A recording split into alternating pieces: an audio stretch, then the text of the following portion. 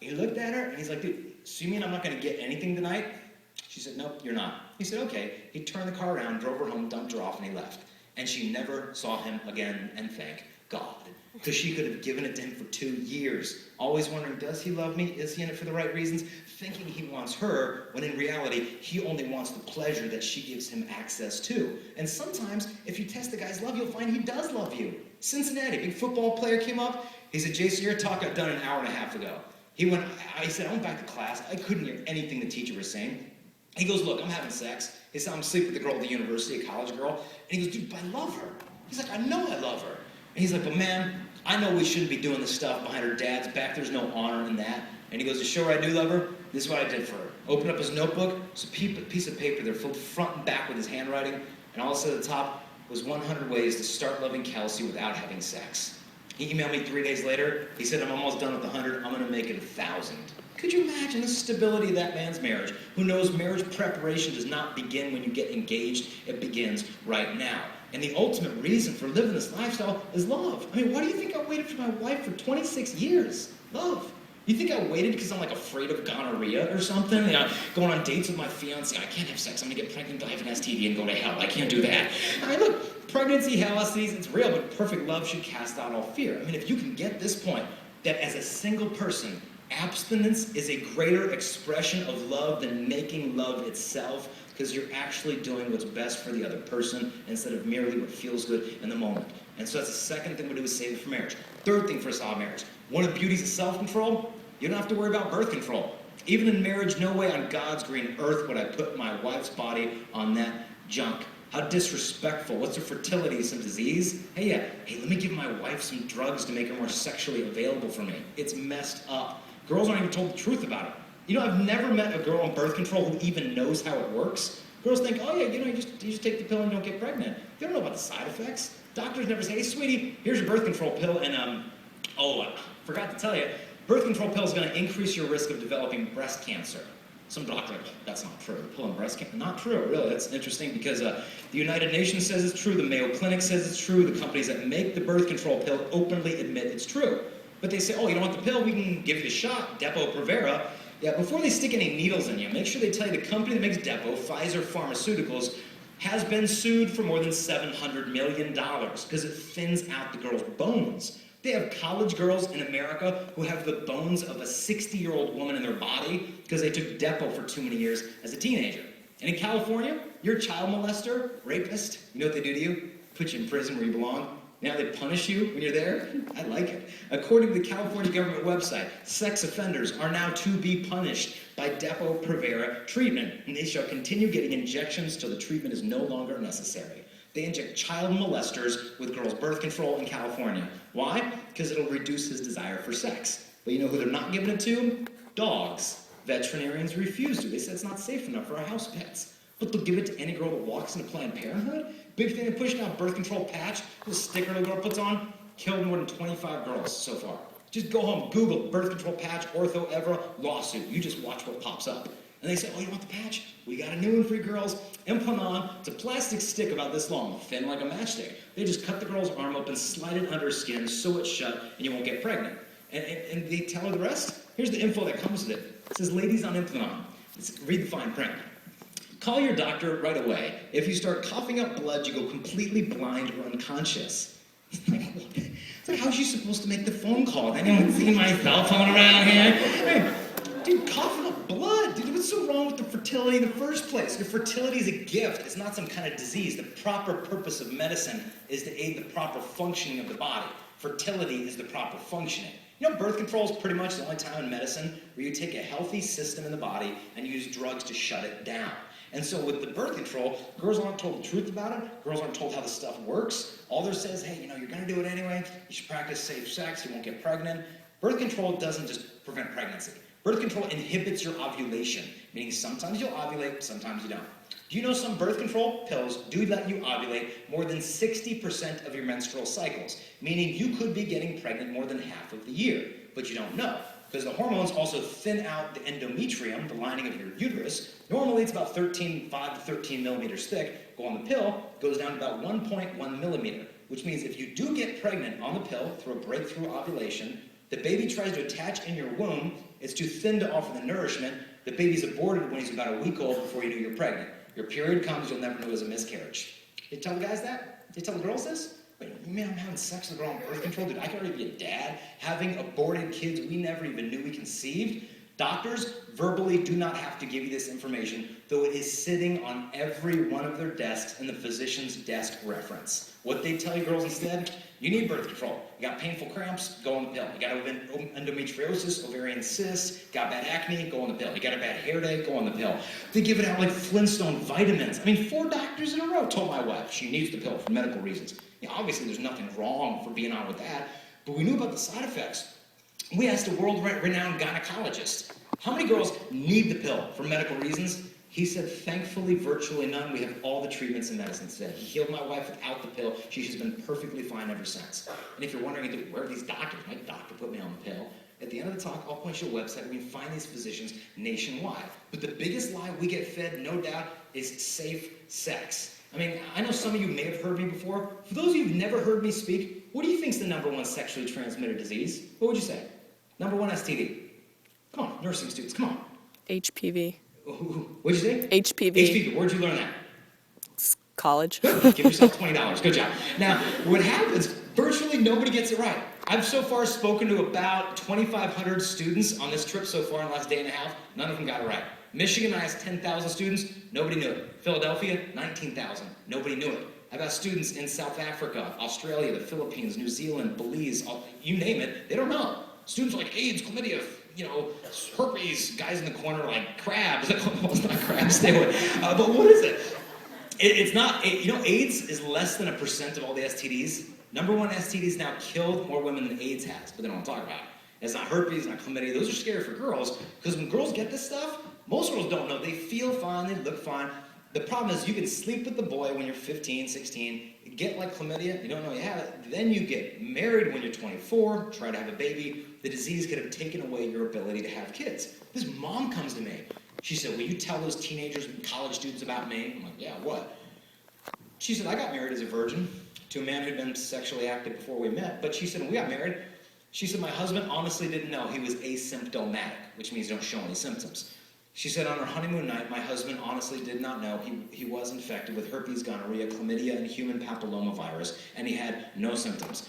So she said, we got married, I got herpes, I had 2 babies, they're now infected with herpes for life. I got chlamydia and gonorrhea, scarred my fallopian tubes, so I'm sterile, no more kids for me. HPV caused cervical cancer. I'd have an operation on that too.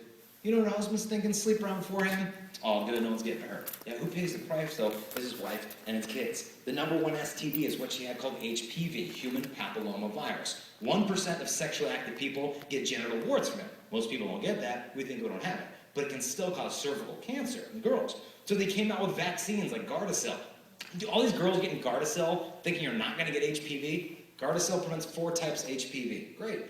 The problem is there's more than 40 different types that are out there. Your risk of cancer does go down, but you can still get cancer from other types. This thing's getting so widespread. And one of my best friends went to college, he met a girl there, they fell in love, and he came in one day and he's like, hey, can you pray for her? I'm like, yeah, how are you guys doing? He's like, dude, we're doing good, but we kind of messed up. We had sex, but we're starting over and everything. And he said, yeah, but could you pray because she's getting cancer? I'm like, oh man, I'm really sorry to hear that. I'm like, do you mind me asking what kind of cancer? He's like, it's this cervical cancer thing. And I'm like, ooh. I said, was she a virgin when you met her? And he's like, yeah, she gave me her virginity just I don't know, a couple months ago. And I said, the only way that she has getting cervical cancer is if you gave her HPV for one of the girls you used to be with. And he's like, what is I've never even heard of that. And I said, look, just go to her doctor with her and talk and then come back. Guy comes back to my room and he sits on my floor. And he's a big guy, bench presses 300 pounds. And he sits on my floor and he starts crying. And he said, Jason, man, I finally meet the girl I want to marry. Did I give her cancer? I gave her cancer and she had to have surgery. She ended up being okay and they ended up getting married and stuff. But he had to carry that on his heart, that he was fed this lie that, oh man, just do the safe sex thing. But the problem with the HPV is the safe sex really isn't that effective against it. That's why it's spreading like crazy. How many girls are having it? It's kind of hard to believe. It's a journal of gynecology. They studied teenage virgins. 240 girls never had sex before. How many of these girls got HPV from the first teenage boy they slept with? Right here, it's 46% of them getting it from the first sexual partner. Good news is it usually goes away on its own, doesn't cause big problems, but it's getting so widespread. College girls in America, it's pretty difficult to believe how many have HPV. This is the Journal of the American Medical Association. How many girls have HPV in college? Today the number stands at 45%. This is every other girl is currently infected with the virus. How is this even possible? This explains it. Scientists had never done this before. Study the sexual activity of an entire public high school. Who had sex with who? Here's what they found out. 1,000 students, half the school not having sex. Half the school was. But here's the kicker. Half the students who were having sex didn't even know. They were all connected to each other in a web of 288 students. 100 of them only had one other partner. That's not the question. Who was she with before me? Who was he with before her? They found out, mapping out the whole school, showing if you slept with anybody from this school, now theoretically, you could be in bed with up to 1/4 of the entire student body through a single act of intercourse. This is how the thing is spreading. So why don't they talk to you about it? Because safe sex isn't that effective. The virus is spread from mid-thigh to mid-abdomen contact. Any skin-to-skin sexual contact can transmit it. Hand-to-genital contact. Oral sex. The government admits this. Centers for Disease Control has openly admitted the available scientific evidence is not sufficient to recommend condoms as a primary prevention strategy for HPV. I read that, I'm like, dude, wait a minute. You taught us safe sex for 30 years, now you're coming out with this? They say, well, today we have strategies to avoid HPV. I love this. Strategy number 1, don't have sex. Okay, we've covered that. Strategy number 2, this is my personal favorite. For those who choose to be sexually active and don't want HPV, choose a partner who is not infected with HPV. Cutting edge research. They have backed so far away from the old safe sex in the 1980s because they know it was never medically accurate to begin with. And I'm not telling you just to scare you. You got a right to know, man. If you've been sexually active, just go get tested. A lot of this stuff get healed and put in the past. If you go to a clinic and they say, hey, just make sure you use protection next time, and you remember that. You tell it to a guy I know in LA. He used a condom every time. How many pregnancies did he cause? 7.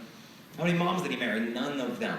It's not protection, it's child abuse. Real protection is purity and virtue. And I hate discussing all that STD stuff. So where do you go from here? Guys, girls, take off some time tomorrow. Go to some shopping mall. Why don't you buy a white candle? Let your husband light it on your wedding night.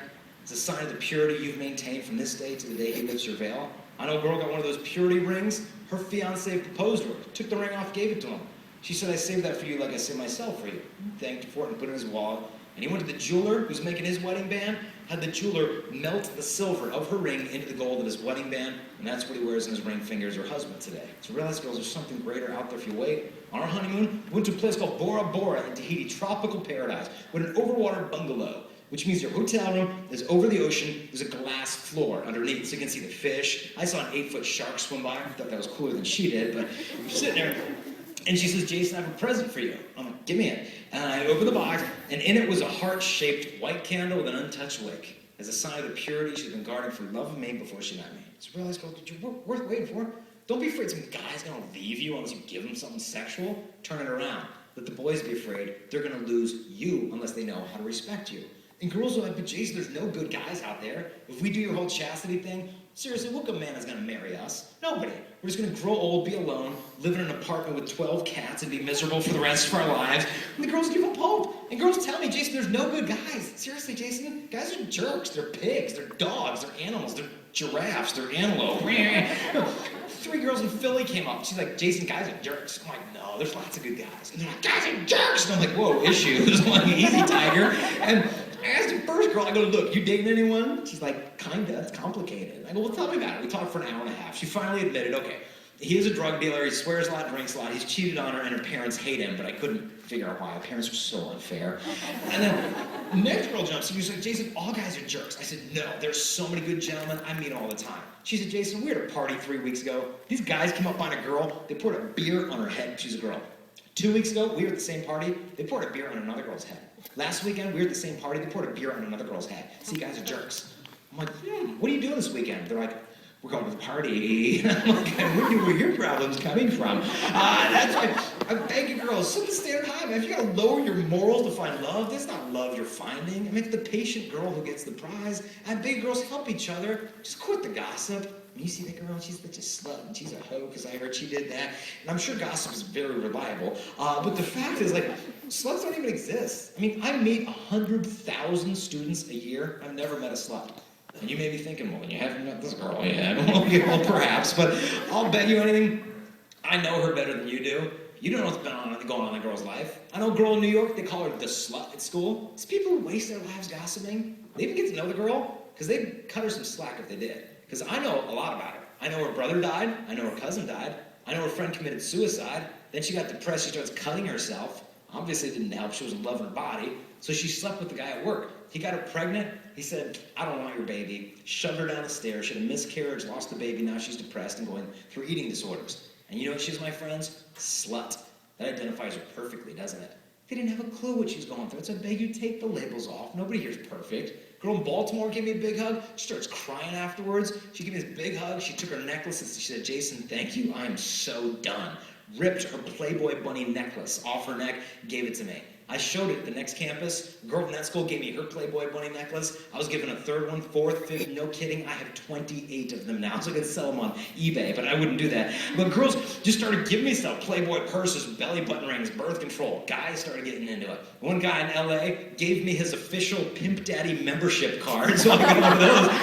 I've had 3 guys give me their Viagra pencils. I'm like, oh, I don't even want to know, man. Hey, just this morning, I'm speaking at a Catholic high school like 2 hours away. This guy comes up to me after the talk. He's got his girlfriend next to him. He's like, Jason, quit talking. I'm like, yeah, we go over here. And he's got a girlfriend next to him. Open up his wallet. And he said, I just want to give this to you. And he pulls out a condom out of his wallet. He says, I'm not going to need this anymore. I'm like, dude, you're the man. You know you don't need plastic to protect your girlfriend. You need you to protect your girlfriend.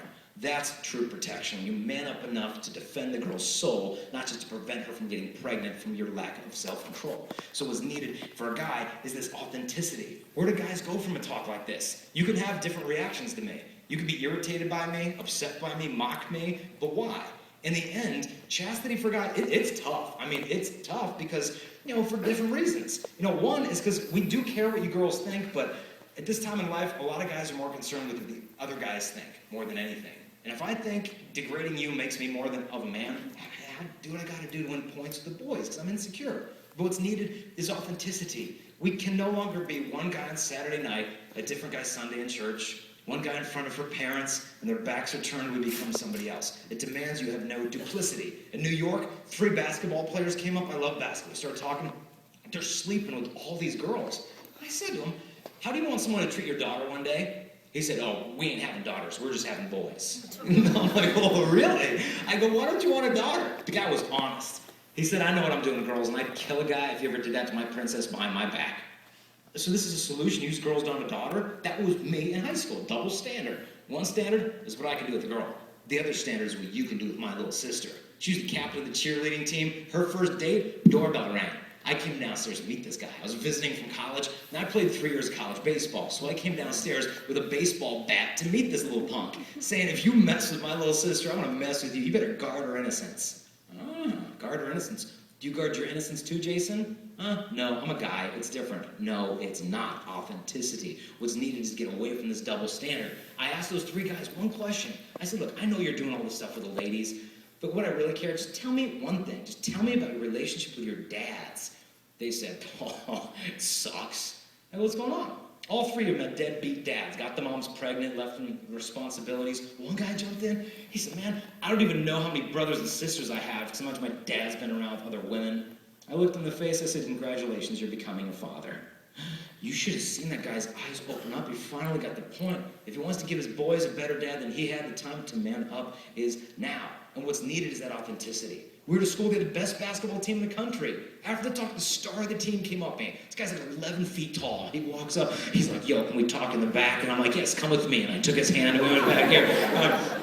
I'm like, what's going on there? He said, be honest with you, he's like, look, I've been with so many girls, I've done so much stuff. He's like, I knew every time I was killing her, but dude, she wanted it, I wanted it. Half the time I was drunk, I just blamed it on the beer. He said, nowadays, he said, girls today, they are more sexually aggressive than the guys half the time. You should see the nasty text messages they're sending around. He said, but after your talk, it's different. He said, I want to be faithful to my wife before I meet her. He goes, I don't want to get married, giving my wife all these memories I have of girls I'm never going to see again when I graduate. He said, but how do you start over when you've been where I've been? He said, when you're with the girl, she says she's ready for sex. How do you say no to that? I said, dude, if she thinks she's ready for sex, she's not ready to be a mother, she's got no clue what she's talking about. Boston, 7th grade boy says to me, Jason, my girlfriend, I've talked to her, ready. I'm like, he's 12. I'm like, ready? Are you ready to be a father? And he's like, no, just for sex. So after explaining to him a shocking connection they just discovered between the two, I said, look, you know I'm married, got a couple of kids. I go, you know what you don't know about me? Our first baby's had so many medical problems. He's had to be in all these different hospitals. You know the first 2 years of being a new dad, I spent more than $30,000 in medical bills on him after health insurance so I could have the top doctors in our nation taking care of my sick boy. And you got what it takes to be a good father? You ready for sex? He opened up his wallet, showed me his money. He said, I have $5. I'm like, buy her a pizza. I mean, if you love the girl, you'll prove it, and I'll grant you, it's difficult, but we cause most of our own temptations. You want to make it easy? Find good friends. My friends growing up were horrible if you want to be pure. Best friend and I, driving home from school, he pulls the car in the parking lot of a pornographic adult bookstore. I'm like, dude, what are you doing? He's like, I want to go in the nudie bookstore. I'm like, don't go in some nudie bookstore, you filthy little pervert. And he's like, well, I'm going in there. I'm like, I'm not going in there. I'm not some perv. My porn's at home. And I'm sitting there, it's like 5 minutes, 15, 20. I'm like, dude, what is he doing? I look at my watch. Out of confirmation class to be at a church soon. But I'm sitting in the parking lot of some filthy bookstore waiting for the best friend to get out. Dawned on me, that's a stupid choice of friends. But I found better friends. Campus ministry, life team, youth group, easier to be pure. Second thing to make it easy, only date a girl if you can see yourself marrying her. My friend Philip did this. 8th grade, he saw the girl he's going to marry. Pointed up to mom, hey mom, see Tiff, she's a good girl. I love her, beautiful on the inside and the outside. They stayed friends junior high, friends for high school, there's no rush to date. At the very end of high school, they started dating. They made a clear commitment, come on, safe sex marriage. The guy's an incredible athlete, quarterback of the football team. Got a scholarship at North Carolina State to be their quarterback. The guy won the MVP of every bowl game he played at NC State. Then he and Tiffany got married as virgins. He got drafted by the National Football League. And today he's our quarterback in San Diego for the Chargers, Philip Rivers. And he told me, Jason, one of the ways I stay pure with Tiffany is we have the same standards. You know, if she was tempted, I could be strong. If I was tempted, she'd be strong. Tiffany told my wife, their kids play together, Playboy bunnies have come to San Diego Chargers games wearing number 17, Philip Rivers, calling out to him from the crowd, hey, Philip, come here, wave an invitation to a party at the Playboy Mansion. And my wife said to Tiffany, well, what does Philip do? Tiffany laughs. She's like, nothing. He ignores him. She has such peace because her man has self-control. I saw it. When he played Peyton Manning just, 5-6 weeks ago, Tiffany flew out to Denver, where we live now, and we went to the game together. So it's Tiffany, my wife, and I, and our little baby we have, and we're watching Philip around the 50-yard line, and there's the Denver Broncos, all their cheerleaders wearing like next to nothing. It's like 30 degrees below zero, and they're like dancing around their underwear practically, and they're sitting there dancing around. Philip's like just 15 yards away on the sidelines because the defense is out on the field, and where are his eyes? During this break during the play. Is it on all these girls dancing? He's got his back to the girls, his face up in the crowd, waving to Tiffany. Hey, honey, let's go get him in the second half. I mean, his heart's in the right place. The guy brings a priest with him on his road games, so he will never miss the Eucharist before the games on Sunday. He sets his iPhone to go off at 5:30 every morning, so he's got 30 minutes to pray with his bride before the kids even wake up every day. This man knows purity is a gift from Jesus Christ. He'll give it to you if you want it. And if you want purity, go get it. If you're Catholic, go to confession. You're not Catholic, maybe Christian, open the Bible. Psalm 51, begging for a clean heart. But if you're Catholic, go to confession. Some people are like, I'm not going to confession. What if I tell the priest what I did? That's the point. I mean, what do you think, invented a sin? He's going to call the Vatican. I've never heard of this one before. I mean, dude, just go. And, I know it's rough, but man, you feel so much better afterwards. Go at least every 2 or 3 weeks to confession, at least once a month. At least more often than you wash your car, you need to be washing your soul. And so first go to confession. Second thing, never leave the Mass if you're Catholic. My wife and I go to Mass every day. Every grace I need to love her, I get from the Blessed Sacrament. She had her big conversion at the end of her senior year in high school. At that point, she started going to daily Mass. She offered up 1,000 masses in a row as a spiritual gift to whoever her future husband would end up being, and I was on the receiving end of every one of those graces. So never leave the Mass. Third thing was big for me is devotion to Our Lady, the Rosary. As a guy, you look at porn, dude, what's it take, 15 minutes of the porn? I'm going to tell you, it feels like it takes 15 years to forget what you saw. So for me, it was devotion to the Virgin that just taught me how to look at girls again. Get a rosary, keep it in your pocket, pray it every day. Can't do a rosary every day? Okay, fine. Do a Hail Mary every day. You can't do that. Just say the name of Mary every day, especially when you're tempted. These little devotions, and you're going to make it. And to help you live out the lifestyle, we've got stuff to give to you. My wife and I have written books that you can grab for free on the way out. I wrote a book called Pure Manhood. My wife wrote a book called Pure Womanhood. In the middle of my wife's book, she has written for you girls a dump him list, okay? It's like 15 things. If a guy has any of them, you just say goodbye, don't let the door hit you where the good Lord split you. So that's all in there. And And the back of the book is a little website we helped you launch called chastity.com. Girls, I mentioned alternatives to the pill for medical reasons. If you go to chastity.com, click on the Q&A on birth control, and all the information, every statistic I gave you tonight, everything is on that website. So that stuff is for free. We also have a little business card out there with our Facebook, our Twitter, our YouTube, which has more than 400 videos. My wife